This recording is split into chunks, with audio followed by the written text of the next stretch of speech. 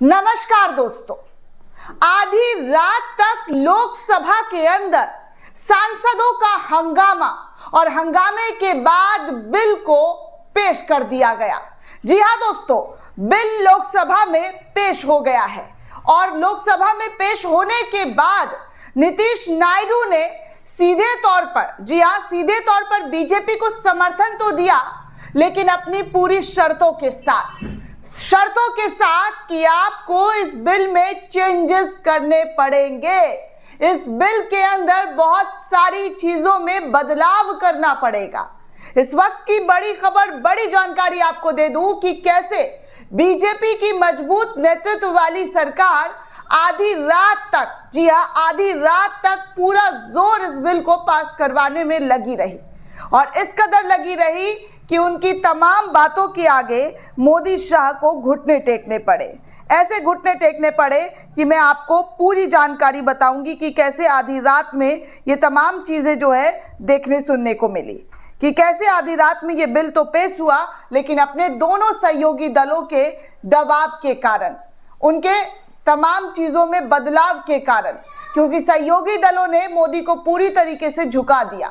उन्होंने कहा कि अगर आप इस तरीके से अपने कॉजेस के साथ इस बिल को पास करेंगे तो हम इसका समर्थन नहीं करेंगे।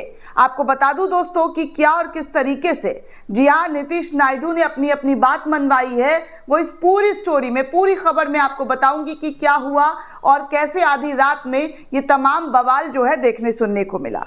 दोस्तों, 8 अगस्त 2024 का दिन था जब लोकसभा में पेश हुआ था वक्फ संशोधन बिल और 2 अप्रैल 2025 को पेश बिल में काफी अंतर है। जी हां, 8 अगस्त 2024 वाला बिल और 2 अप्रैल 2025 वाले बिल में बहुत कुछ अंतर है, बहुत सारे बदलाव है। मूल ड्राफ्ट में 14 बदलावों के बाद इसे दोबारा पेश किया गया, जिसमें ज्यादातर अहम सुझाव जेपीसी में शामिल चंद्रबाबू नायडू और नीतीश के सांसदों ने दिए थे। चंद्रबाबू नायडू और नीतीश कुमार के सांसदों ने जो बातें कही है वो अब इस बिल में ऐड ऑन किया है। अगर ये बदलाव ना हुए होते दोस्तों तो कानून बनने के बाद वक्फ की संपत्तियों में बड़ी उथल पुथल मच सकती थी और यही वजह है कि मुस्लिम संगठन के जरिए अब मामला जो है थोड़ा शांत होता नजर आ रहा है। नीतीश और नायडू ने वक्फ संशोधन बिल पर मोदी सरकार से अपनी कौन कौन सी बातें मनवाई है वो भी मैं आपको बताऊंगी कि कौन कौन सी बातें मनवाई है, इसका क्या इम्पैक्ट होगा और इसके पीछे की मुस्लिम पॉलिटिक्स क्या है। आज हम आपको पूरी की पूरी जानकारी इस वीडियो में देने वाले हैं। तो सवाल पहला ये है दोस्तों कि वक्फ संशोधन बिल में जेपीसी के कौन से 14 सुझाव शामिल किए गए। तो जवाब है दोस्तों कि 8 अगस्त 2024 को लोकसभा संशोधन बिल पेश हुआ था। जी हाँ, लोकसभा में वक्फ संशोधन बिल पेश हुआ था। इस पर विपक्ष के विरोध के बाद इस बिल का ड्राफ्ट संसद की 31 सदस्यीय ज्वाइंट पार्लियामेंट कमेटी यानी कि जेपीसी को भेज दिया गया था। जेपीसी में 19 एनडीए के सांसद, 11 विपक्षी दलों के सांसद और एआईएम के सांसद असदुद्दीन ओवैसी शामिल थे। 27 जनवरी 2025 को जेपीसी ने ड्राफ्ट को मंजूरी देकर जेपीसी में शामिल एनडीए सांसदों के सुझाए 14 संशोधनों को स्वीकार किया गया, जबकि विपक्षी सांसदों के संशोधन को खारिज कर दिया गया और 19 फरवरी को मोदी कैबिनेट ने इन्हें मंजूरी दे दी और 2 अप्रैल 2025 को इसको दोबारा लोकसभा के अंदर पेश किया गया। आपको बता दूं, वक्फ संशोधन बिल में जो 14 सुझाव जेपीसी के सुझाए जो बदलाव किए गए हैं वो कुछ इस प्रकार हैं। सबसे पहला ये है दोस्तों कि वक्फ बाय यूजर का प्रावधान कानून के पहले से लागू नहीं होगा।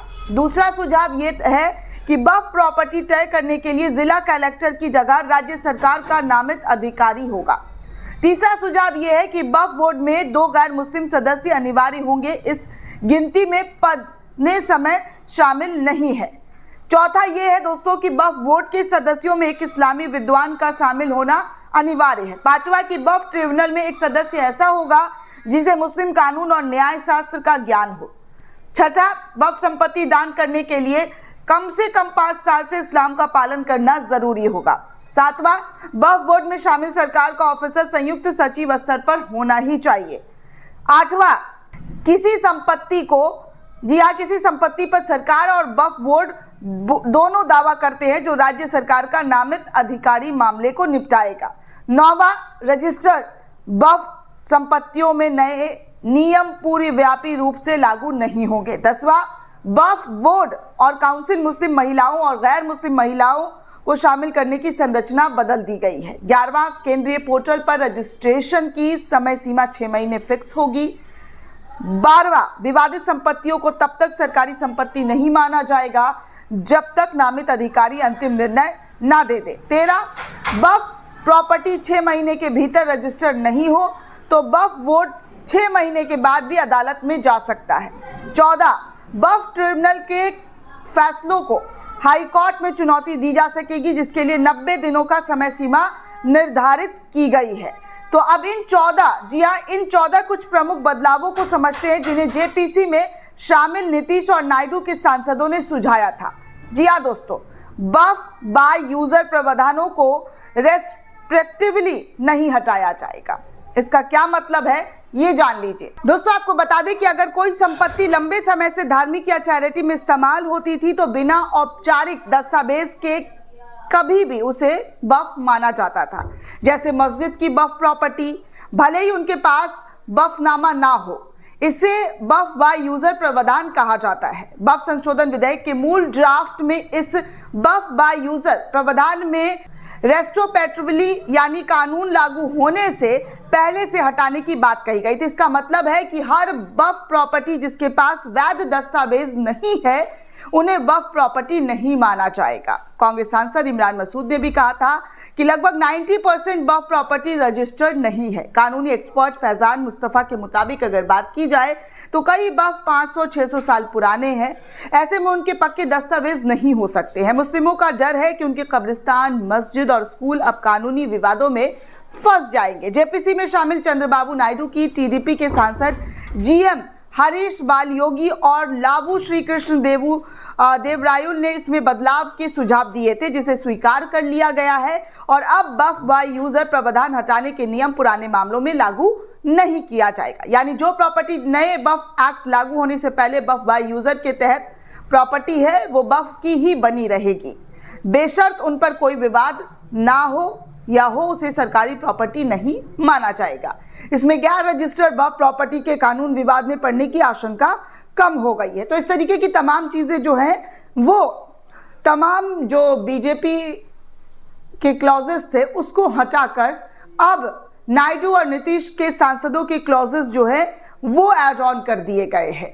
तो ऐसे में लोकसभा में ये बिल पास हो गया है, लेकिन आज राज्यसभा के अंदर बीजेपी और उनके सहयोगी दल इस बिल को पास कराने की पूरी कोशिश में लगे हुए हैं। वहीं विपक्ष इसको रोकने की पूरी तैयारी कर रहा है। दोस्तों इस पूरे रिपोर्ट को लेकर आप क्या सोचते हैं, आपकी क्या प्रतिक्रिया हमें कमेंट करके जरूर बताइएगा।